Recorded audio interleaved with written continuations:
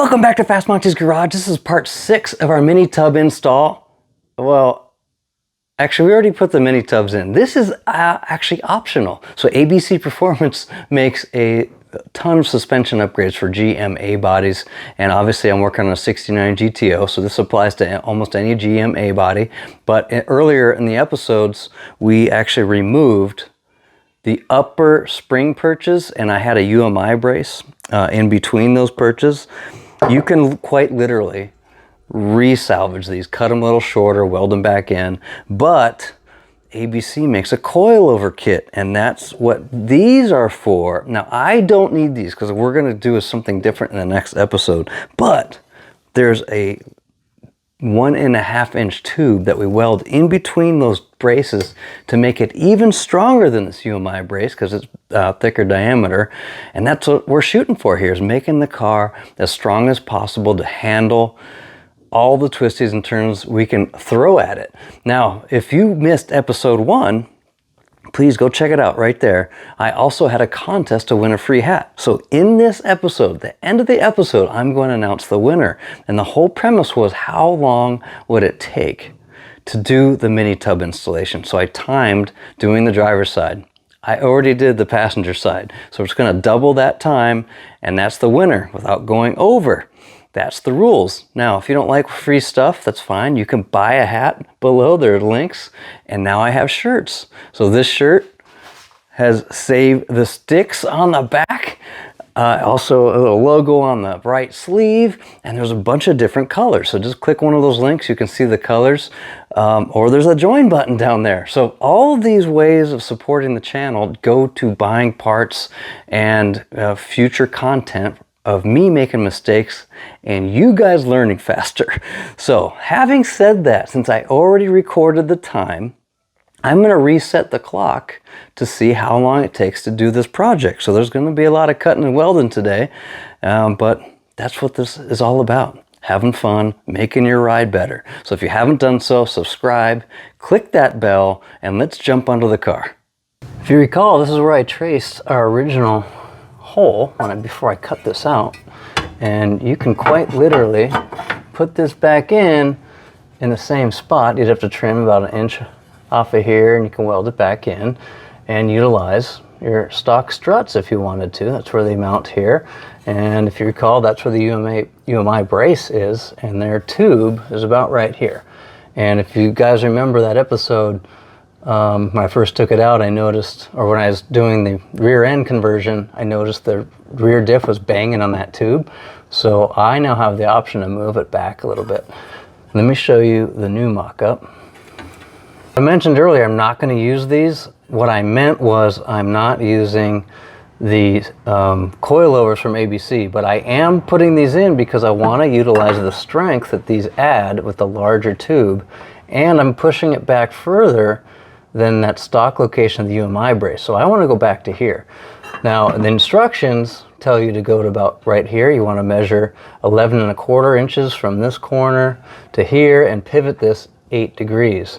I want to maximize the use of this space, so I'm going to push it back another inch to about right there. I'm probably going to add a degree just in case I want to use ABC coilovers in the future.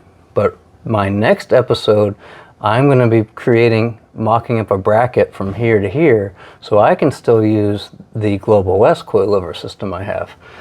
Now, let me get to mocking this up and figuring out our math. Okay, so what I settled on, basically 10 degrees at 12 inches from this corner to here. The instructions say to do 11.25 from this corner to the frame at 8 degrees. And that's these lines I show here. I'll show you in a second. But I zeroed out my inclinometer on this bottom edge of the frame because that's what I know is level when the car's level. The car's on jack stands in the back, so it's not level. I get that, so that's how I adjusted it, and that's how I figured it out. Let me show you how I came up with these lines. So I'm assuming a 15-inch strut. I'm actually just holding the pivot point, and if I have it on the 8-degree line and I pivot over with the whole, keeping my hand still, that's how I got to 10 degrees. I just measured that angle. I know it's minor, but you know, me being anal and all. So I'm gonna go ahead and put it back up, tack it in place, do the other side, make sure it matches, and then we can cut the tube to length. All right, tacked in both sides. Now take your measuring tape, measure one time, and we're gonna cut 3. Just kidding. So measure a few times, make sure you get a good measurement, and then cut your tube about an 1/8 inch long or 1/16 inch long, and so you can trim it to size. Let's get to mocking that up. Oh yeah, only had to take off 5/8 of an inch or so. Let's go. Oh yeah. It's actually just barely in there. I don't even have to clamp it. It's perfect. So go ahead and put some decent tacks on here because you don't want it to rotate. It might bend a little bit on you, but then after you tack it, cut it out, fully weld around that, and then we put it back in and fully weld it in. Time to weld this bar to our end pieces. And do the best you can to clamp both ends because it's going to want to move when you add heat. So I'm going to stitch weld, cull about 1 inch, go to the other side, do the same thing, do this top piece, let it cool, unclamp it, roll it over, do some more, both ends, letting it cool each time.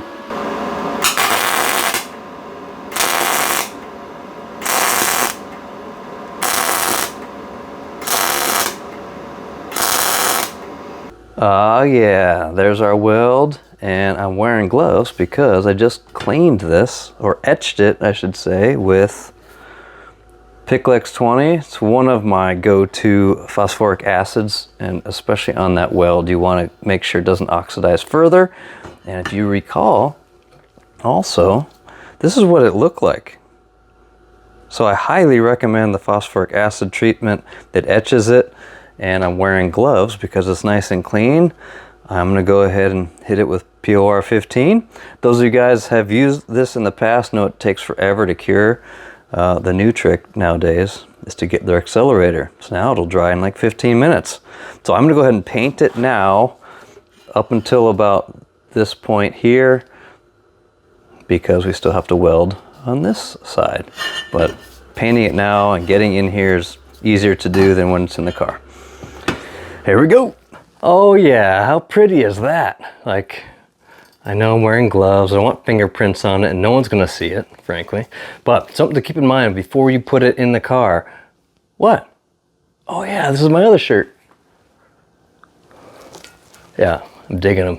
Oh, so when you put this in the car, you might have gotten some movement and AKA bending when you put heat in the end. So it might not fit quite the same as when you pulled it out. Just be aware of that. You might have to do some minor grinding on the end. So let's go jump under the car and see how it fits. Oh yeah, we're in place. Remember the Sharpie lines I drew? So I kept the 10-degree lines on both sides. It helped out immensely to put it back in place. And then those large welding magnet brackets are keeping it up there, and double check both sides, this gap, it's the same, so I am good to go.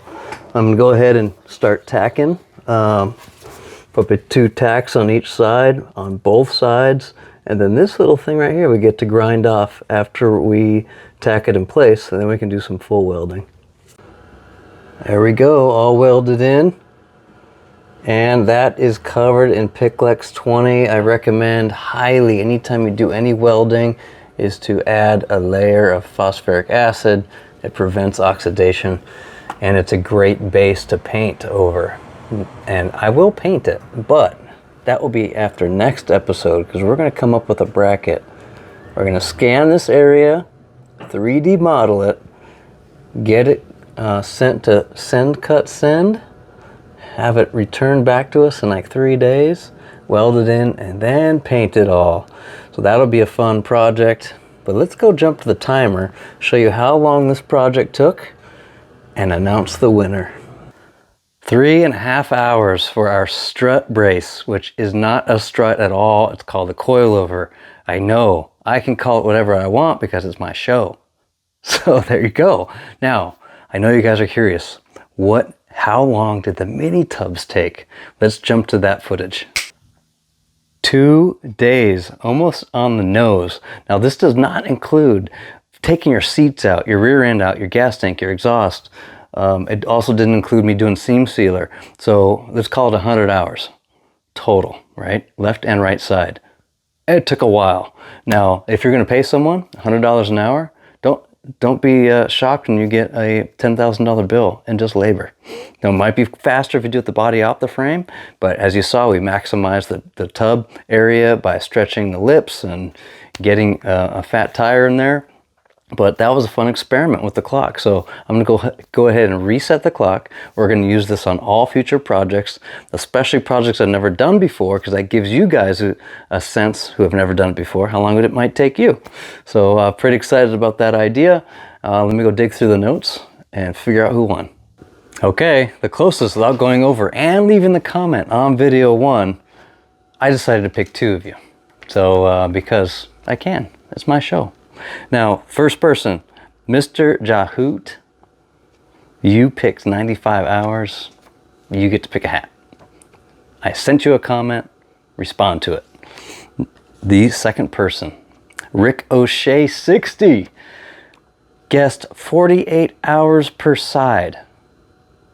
And then in video 5, I said none of you were close, and he edited it and added some more hours, so he disqualified himself. But the fact of the matter is, it's my fault because I said no one was close. So congratulations to both of you. Send me the instructions I sent you, so we can get you those hats of your choice. And obviously you guys know there's hat links below if you want to get your own hat, your own color, your own shirt, whatever. But next episode, I'm super excited. We're going to scan that area where the coilovers go, 3D model some brackets, have my favorite prototyping house, Send Cut Send, cut us some material. We're gonna weld it in, paint it, etc., blah, blah, blah. It's gonna be a fun learning experience if you've never seen me do that before. So until next time, building fast, driving faster. See ya.